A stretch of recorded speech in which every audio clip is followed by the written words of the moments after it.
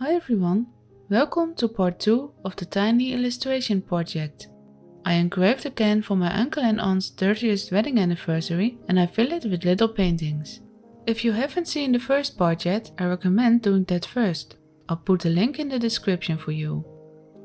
For the first painting of this video, I'm working on a botanical illustration of a forget-me-not. First I sketched it out in pencil.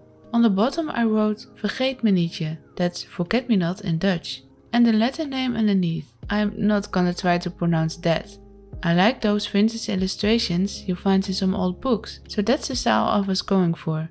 I found a reference photo on a website with public domain historical pictures and I used that loosely as a guide. I'm used to work with fine liner and ink wash. Watercolor behaves in a similar way as ink, but now it's in color. I don't have much experience in watercolor yet, but I'm really happy with how this turned out. It looked like what I had in mind. A long time ago I bought some loose sheets of colored paper at an art store and I used this pale yellow paper for these forget-me-nots. I can't remember what this paper is, but I believe it's Canson Mitaines pastel paper, if I say that correctly. It has a textured side and a smoother side. I used the smooth side for this. It's not watercolor paper, but I didn't use much water, so it went very well. I wasn't trying to make this scientifically correct, but to bring some life into the illustration, I used also brown, yellow and some blue and purple in the green mix for the leaves. Also for the little flowers, I tried not to make them all in the same color and intensity for some variation.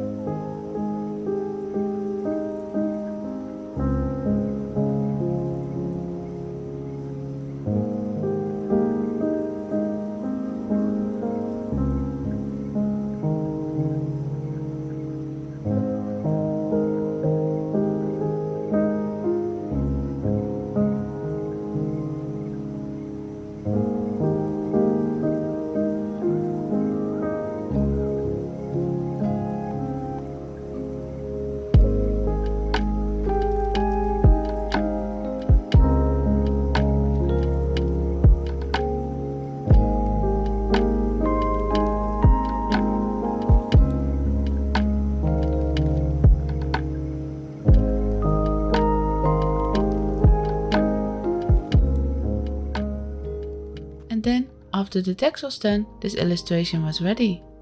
A quick warning, for the second one I'm painting a spider. This was actually my very first watercolor piece, but I didn't want to start this video with the spider so I don't scare you off. You see that the palette and all the pens are intimidatingly clean. I was a bit anxious to start, but I have to say, it looks so incredibly realistic when it's done. If I haven't seen this creature slowly emerge on the paper, it would have scared me as well. When I burned a tarantula on a slice of wood a while ago, my aunt wanted to borrow it to scare other people. That's just her sense of humor. When she laughs, you can even hear her in the next village. But a friend of mine already claimed a tarantula, so with this project I thought I'll give her a spider of her own. I can't say it's my favorite artwork of this whole project, but I'm quite proud of the outcome.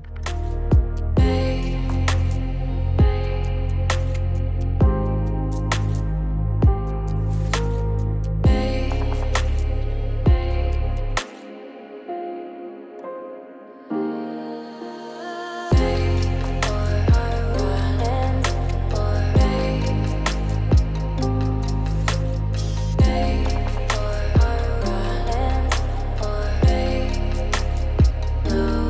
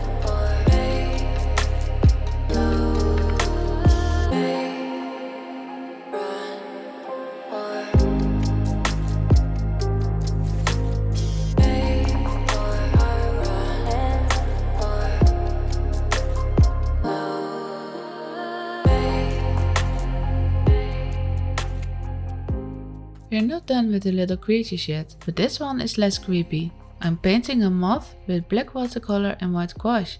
It's the same kind of paper as the forget-me-not, but green. These colored papers are quite sensitive for fingerprints, so later you see I've taped it down to my table. I do the black markings first because the sketch I did is difficult to see on this paper.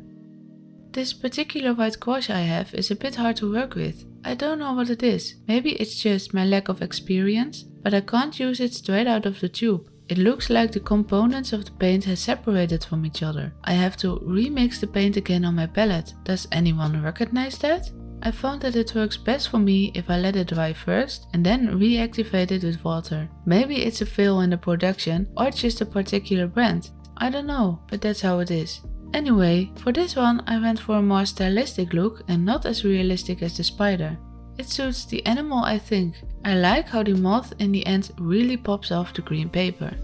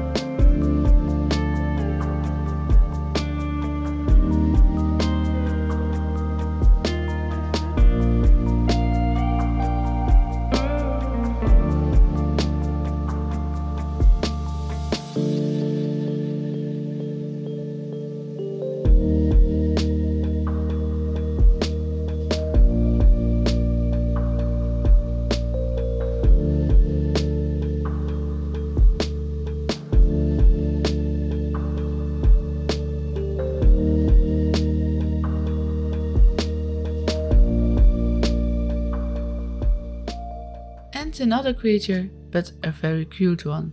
I made a few mistakes. I struggled with this painting. It took me the entire day to make this. This is the second version actually, because I had to start over. I wanted to make this fairly realistic and I had the photo right next to me on my tablet so I could zoom in on the details. That was my first mistake. I tried to copy the details I saw in the big version on my tablet, but I had to look at the reference at the same size as my paper. As I tried to fit in all the details, it started to look a little weird. It just wasn't right. Then I looked at the small size reference and I saw what I did wrong. I had to make it a lot smoother. I couldn't save the first try, so I started over. The second time, that you see in the video, I almost made that same mistake again, but this time I managed to correct myself in time. Bear with me, because it stays in the ugly stage for quite a while. Although I like making realistic animals, this one was frustrating to me, I have to admit. There were so many moments I thought I'd rather give up and start on something else.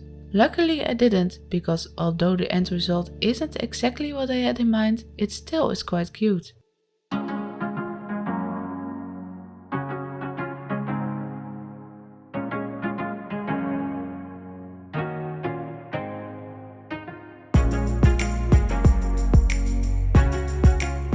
I'm used to work small. I often work on postcard size format to a bit under the standard A4 size paper, but this is even less than half the size of a postcard, so this was a nice challenge for me. During this project I had to start thinking in a slightly different way, and I also found out that although I really like making realistic animals, I enjoyed the slightly looser painting and drawings a bit more. In the upcoming 2 parts I did some fun line and wash illustration that I really enjoyed doing and they turned out very nice, but they all were fun to make. I enjoyed making every single one of them. Actually, I had so much fun doing these mini illustrations that I want to make more of them in the future, maybe even smaller than this. They got me into a watercolor and pen and ink mindset again, and now we see paintings in every item around me.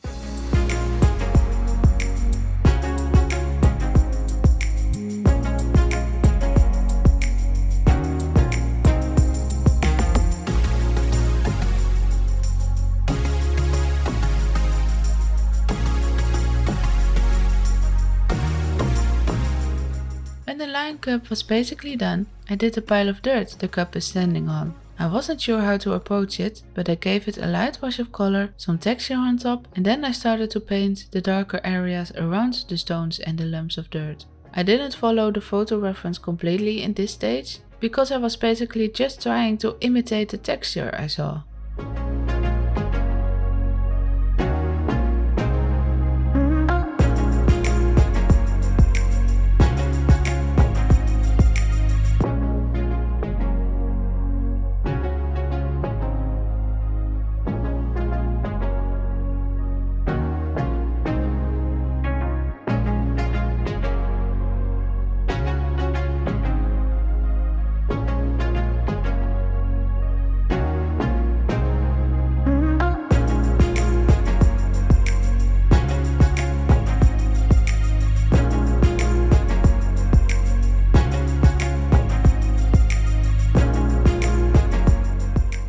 Then I discovered another mistake.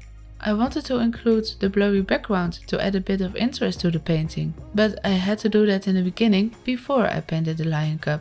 Luckily, I managed to save it once again and I decided not to mess with the background too much.